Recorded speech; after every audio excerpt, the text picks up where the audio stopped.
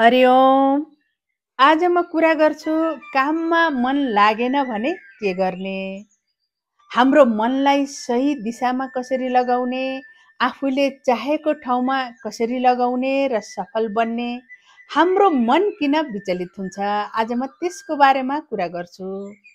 जसले मनलाई सही दिशामा लगाउन जान्यो, जसले मनलाई काममा लगाउन जान्यो, उसले सफलता र समृद्धि मात्र प्राप्त गरेन, उसले खुसी, उत्साह, उमङ्ग, मानसिक शान्ति र आनन्दलाई पनि प्राप्त गर्यो। हामी सफल बन्न नसक्नुको मुख्य कारण हामीले मनलाई सही दिशा निर्देश गर्न नसक्नु पनि हो। आफूले चाहेको ठाउँमा फोकस गर्न नसक्नु पनि हो। मेरो मन काममा लाग्दैन, मलाई काम गर्न मन छैन भन्नुको मतलब मेरो मन काममा फोकस हुन सक्दैन, मन विचलित छ भन्ने कुरा बुझिन्छ। मन विचलित भइरहने, कुनै पनि काममा फोकस भएर लाग्न नसक्ने मनले हामीलाई कुनै पनि क्षेत्रमा सफल हुन दिँदैन। काम राम्रोसँग गर्न सकिँदैन, ध्यान केन्द्रित गर्न गाह्रो हुन्छ, चिन्ता, तनाव र निराशा बनिरहन्छ, सानो काममा पनि धेरै समय लाग्छ, आत्मविश्वास घट्छ, मैले गर्न सक्दिनँ भन्ने भावना जाग्छ, समय त्यत्तिकै खेर जान्छ। मनलाई सही दिशामा लगाउन सक्नु भनेको ठुलो कुरा हो। मनलाई नियन्त्रण गर्न त्यति सजिलो भने छैन। सजिलो हुन्थ्यो भने विश्वका सबै मानिसहरू सफल हुन्थे। हामीले अङ्कमा गन्न सक्ने मानिसहरू मात्रै सफल हुँदैनथे, सबै मानिसहरू सफल हुन्थे। त्यति सजिलो चाहिँ छैन, तर असम्भव पनि छैन। त्यहाँ केही तरिकाहरू छन्, टेक्निकहरू छन्। त्यो टेक्निक फलो गर्ने हो भने मनलाई सजिलैसँग आफूले चाहेको ठाउँमा लगाउन सकिन्छ र सफल बन्न सकिन्छ। मनलाई विचलित हुन नदिइकन सही दिशामा लगाउने, काममा फेरि उत्साह, उमङ्ग र प्रेरणा जगाउने केही महत्त्वपूर्ण उपायहरू यहाँ म बताउँछु। म यहाँ 4वटा महत्त्वपूर्ण उपायहरू बताउँछु, त्यसलाई फलो गर्नुपर्छ, त्यसलाई जीवनमा प्रयोग गर्नुपर्छ। सबैभन्दा पहिलो महत्त्वपूर्ण उपाय हो जीवनको लक्ष्य निर्धारण हुनुपर्छ। लक्ष्य नभएको काममा मन कहिल्यै पनि लाग्दैन, मन विचलित हुन्छ। तनाव, निराशा र बेचैनी बनिरहन्छ। जीवनको लक्ष्य निर्धारण हुनुपर्छ। काम गर्नुको उद्देश्य स्पष्ट हुनुपर्छ। मलाई यो कामले के दिन्छ, यो काम गर्नुको उद्देश्य के हो, यो काम कति महत्त्वपूर्ण छ, यो काम गरे भने मैले के प्राप्त गर्छु, त्यो कुरा मनमा स्पष्ट हुनुपर्छ। लक्ष्य नभएको काममा मनले महत्त्वपूर्ण मान्दैन, मन त्यहाँ लाग्दैन, मन विचलित हुन्छ। लक्ष्य भेट्टाएपछि त्यो लक्ष्य पुरा गर्न मन उत्साहित, उमङ्ग र प्रेरित बन्छ। लक्ष्य पुरा गर्न मन लागि पर्छ। जीवनमा ठुलो लक्ष्य बनाउन सकेका छैनौँ भने पनि साना साना लक्ष्य भए पनि बनाउनै पर्छ। 6 महिनामा, 1 वर्षमा म यो काम गर्छु, यो कामले मलाई यस्तो दिन्छ, यो काम यति महत्त्वपूर्ण छ भनेर आफू स्पष्ट हुनुपर्छ, उद्देश्य बनाउनुपर्छ, लक्ष्य बनाउनुपर्छ। अब लक्ष्य दिएका छौँ भने त्यो लक्ष्य पुरा गर्न मन लागि पर्छ। मनमा एक प्रकारको उत्साह, उमङ्ग, आशा जाग्छ, भविष्य सुनौलो देखिन्छ। अब यो काम गर्नुपर्छ भन्ने मनले ठान्छ, त्यो काम महत्त्वपूर्ण लाग्छ, किनकि हामीले लक्ष्य बनाएका छौँ, त्यो काम गर्नुको उद्देश्य छ, त्यसबाट के प्राप्त हुन्छ स्पष्ट छ। अब मन भड्किन पाउँदैन, त्यहाँ तनाव, निराशा र बेचैनी हुँदैन, मन त्यो काममा लागि पर्छ। कुनै पनि काम गर्नुको उद्देश्य स्पष्ट छ, त्यो कामले मलाई कहाँ पुर्याउँछ, के दिन्छ, कति महत्त्वपूर्ण छ भनेर हामी स्पष्ट भएका छौँ। जीवनमा कुनै एउटा लक्ष्य छ भने अब मन शान्त हुन्छ, एकाग्र हुन्छ, त्यो लक्ष्यमा लागिपर्छ। हाम्रा तनाव, निराशा, बेचैनीहरू सबै हराउँछन्।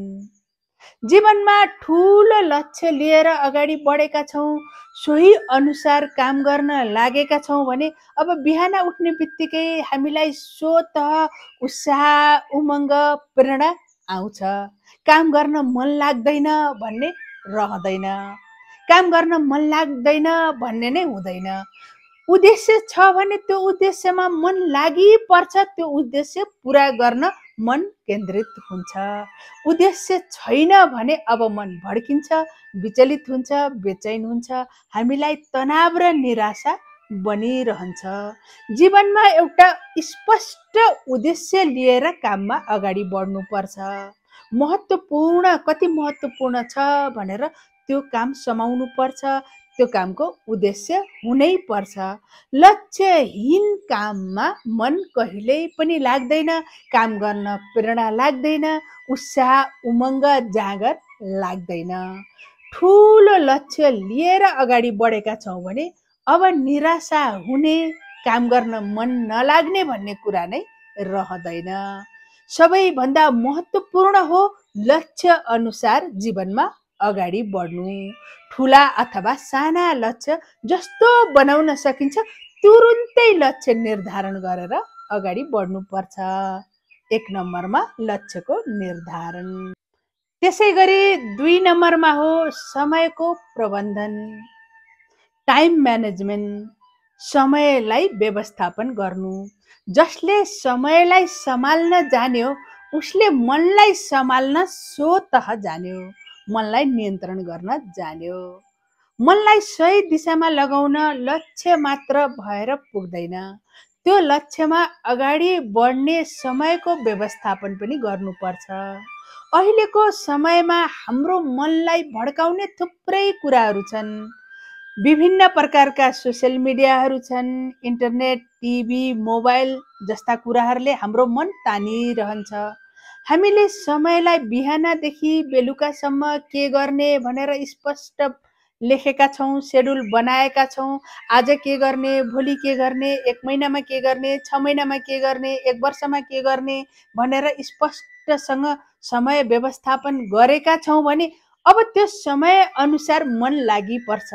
होइन भने विभिन्न कुराले हाम्रो मन तान्छ, हाम्रो मन काममा लाग्दैन। हामी मनलाई सही निर्देश गर्नै सक्दैनौँ, सही दिशामा लगाउनै सक्दैनौँ, मन भड्किन्छ, विचलित हुन्छ। एउटा काम गर्न सुरु गर्यो, मन यताउति तानिन्छ, मोबाइल छ, इन्टरनेट छ, अरू थुप्रै प्रकारका सोसियल मिडियाहरू छन्, त्यसले हाम्रो मन भड्काइरहन्छ। त्यसकारणले समय व्यवस्थापन गर्नु अर्को महत्त्वपूर्ण कुरा हो। समय व्यवस्थापन नगरिकन हामीले लक्ष्यलाई हासिल गर्न सक्दैनौँ। समयको व्यवस्थापन गर्नै पर्छ, अनि मात्रै मनलाई नियन्त्रण गर्न सकिन्छ। त्यो समय अनुसार मन लागिपर्छ, हामीलाई प्रेरणा जाग्छ। यो समयमा यति काम गर्ने हो, त्यसपछि यो गर्ने हो, मनलाई स्पष्ट हुन्छ। त्यो समयमा त्यो काम गर्न मन लागिपर्छ। होइन भने मन भड्किन्छ, विचलित हुन्छ, बेचैन र तनाव बनिरहन्छ, निराशा बनिरहन्छ। दोस्रो हो समयको व्यवस्थापन, टाइम म्यानेजमेन्ट। अति महत्त्वपूर्ण छ जीवनमा टाइम म्यानेजमेन्ट गर्नु। होइन भने काममा मन लाग्दैन। मन भन्ने कुरा यस्तो हो कि त्यसलाई जबरजस्ती काममा लगाउन सकिँदैन, त्यसलाई कुनै पनि दण्ड दिएर काममा लगाउन सकिँदैन। मनलाई बुझेर, फकाइ फुलाई केही उपायहरू गरेर मात्रै मनलाई काममा लगाउन सकिन्छ। होइन भने हाम्रो मन विचलित हुन्छ, काममा लाग्दैन। त्यहाँ उपायहरू लगाउनै पर्छ। तेस्रो 3 नम्बरमा हो योग अभ्यास, प्राणायाम र ध्यान। हामीले फेरिरहेको श्वास र हाम्रो मनको गहिरो सम्बन्ध छ। जसले श्वासलाई बुझ्यो उसले स्वतः मनलाई जित्यो। श्वासको विधिले मनलाई नियन्त्रण गर्न सकिन्छ, मनलाई सही दिशामा लगाउन सकिन्छ। प्राणायाम गर्ने हो भने हाम्रो मन र हाम्रा विचारहरू स्वतः नियन्त्रणमा आउँछन्। एकदमै डुलिरहेको मन वर्तमानमा आउँछ। धेरै विचारहरू खेल्छन् भने कम हुन्छ। गहिरो र लामो श्वास लिने कुनै पनि एउटा प्राणायामको विधि गर्ने गरेका छौँ बिहान साँझ भने हामीले मनलाई स्वतः नियन्त्रण गर्न सक्छौँ, चाहेको ठाउँमा लगाउन सक्छौँ। प्राणायाम गर्नुपर्छ। अर्को हो ध्यान। ध्यान गर्छौँ भने हामीलाई गहिरो शान्ति र आनन्दमा लैजान्छ, विचार शून्यतामा लैजान्छ। अब हामीले मनलाई एकदमै खुसी, उत्साह, उमङ्ग बनाएर काममा लगाउन सक्छौँ। शान्त भएको, खुसी भएको मन काममा लाग्छ। योग अभ्यासले हाम्रा हर्मोनहरू, राम्रा राम्रा हर्मोनहरू रिलिज हुन्छन्। मन दिनभरि खुसी र रमाउँछ। अब काममा प्रेरित भएर लाग्छ। योग अभ्यास, प्राणायाम, ध्यान गर्नु भनेको मनलाई नियन्त्रण गर्नु, आफूले चाहेको ठाउँमा मन लगाउन सक्नु, काममा उत्साह, उमङ्ग, प्रेरणा जगाउनु, खुसी र आनन्दित हुने सबैभन्दा महत्त्वपूर्ण विधा हो। योग अभ्यास, प्राणायाम, ध्यान गर्नै पर्छ। राम्रोसँग लक्ष्य पुरा गर्ने हो, मनलाई खुसी, उत्साह, उमङ्ग, प्रेरित बनाएर काममा लगाउने हो भने योग अभ्यास, प्राणायाम र ध्यान गर्नुपर्छ। योग अभ्यासले शरीर ऊर्जाशील हुन्छ। प्राणायामले हाम्रा विचारहरू नियन्त्रणमा आउँछन्। ध्यानले हामीलाई गहिरो शान्ति र आनन्दमा लैजान्छ। अब काम गर्न मन लाग्दैन भन्ने कुरा स्वतः हराउँछ। जसरी पनि मन लाग्छ। योग अभ्यास, प्राणायाम, ध्यान गर्नुपर्छ।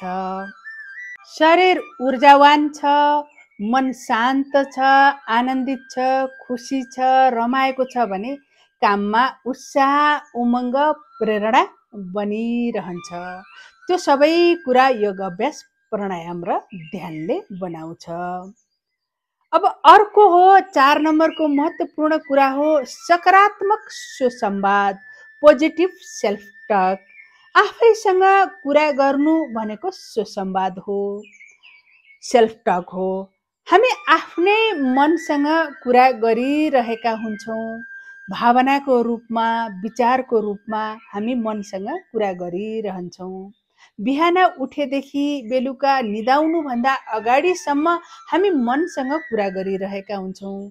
हामीले मनसँग कुरा गर्दा सकारात्मक कुरा गरेका छौँ, जस्तै हुन्छ, पुग्छ, सक्छु, गर्छु, हुँदैछ, पुग्दैछ, यस्ता कुरा गरेका छौँ भने मनलाई ऊर्जा मिल्छ, सकारात्मक ऊर्जा मिल्छ, मन खुसी हुन्छ, उत्साहित हुन्छ, काम गर्न प्रेरित हुन्छ, आशावादी हुन्छ। अब काम गर्न मन लाग्छ। मनलाई नकारात्मक कुरा हाल्ने गरेका छौँ, हाम्रा भावनाहरू नकारात्मक छन्, विचारहरू नकारात्मक छन् भने मन जहिले पनि निराशा हुन्छ, ऊर्जाहीन हुन्छ, प्रेरित हुँदैन, केही गर्न पनि मन लाग्दैन। त्यसकारणले सकारात्मक सुसंवाद, मनलाई गर्ने कुरा एकदमै सकारात्मक हुनुपर्छ। म सक्छु, हुन्छ, गर्छु, पुग्छ, यस्तो कुरा भनिरहनुपर्छ। नकारात्मक कुराहरू कति पनि गर्नु हुँदैन। मन निराशातिर जान्छ, आशाहीन हुन्छ, ऊर्जाहीन हुन्छ, काम गर्न कुनै पनि काम गर्न प्रेरणा जाग्दैन, काम गर्न मन लाग्दैन।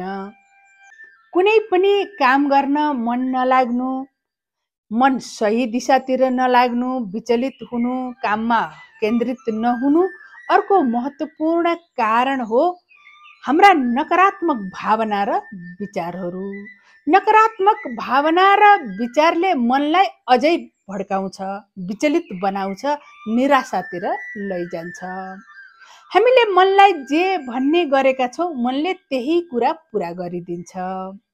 म शान्त छु, खुसी छु, आनन्दित छु, लक्ष्यमा केन्द्रित छु भनेर बारम्बार भन्ने गरेका छौँ भने मन शान्त हुन्छ, खुसी हुन्छ, आनन्दित हुन्छ, लक्ष्यमा केन्द्रित हुन्छ। सकारात्मक सुसंवाद अति नै महत्त्वपूर्ण छ। याद भयो कि सकारात्मकतिर गइहाल्नु पर्छ, होइन भने हाम्रो मन विचलित हुन्छ, काम गर्न मन लाग्दैन, हाम्रो उत्साह उमङ्ग जाँगर सबै हराउँछ। यी विचारहरूले पनि हामीलाई त्यस्तो बनाउँछ। त्यो विचारहरूप्रति होसले भरिनुपर्छ। नकारात्मक विचारहरूबाट, नकारात्मक भावनाहरूबाट बच्नुपर्छ। यो 4 वटा तरिका प्रयोग गरेर मनलाई सही दिशामा लगाउन सकिन्छ। फेरि काम गर्ने जोस जागर र उत्साह भर्न सकिन्छ। मनलाई फेरि प्रेरणाले भर्न सकिन्छ। के थिए त ती 4 वटा कुरा म फेरि दोहोऱ्याउँछु। सबैभन्दा पहिलो थियो लक्ष्य निर्धारण, दोस्रोमा समय व्यवस्थापन, तेस्रोमा योग अभ्यास, प्राणायाम र ध्यान, चौथोमा हो सकारात्मक सुसंवाद। यी कुराहरूलाई प्रयोग गरेर मनलाई ऊर्जाशील बनाउन सकिन्छ। आफूले चाहेको ठाउँमा लगाउन सकिन्छ। सफल, खुसी र आनन्दित जीवन जिउन सकिन्छ।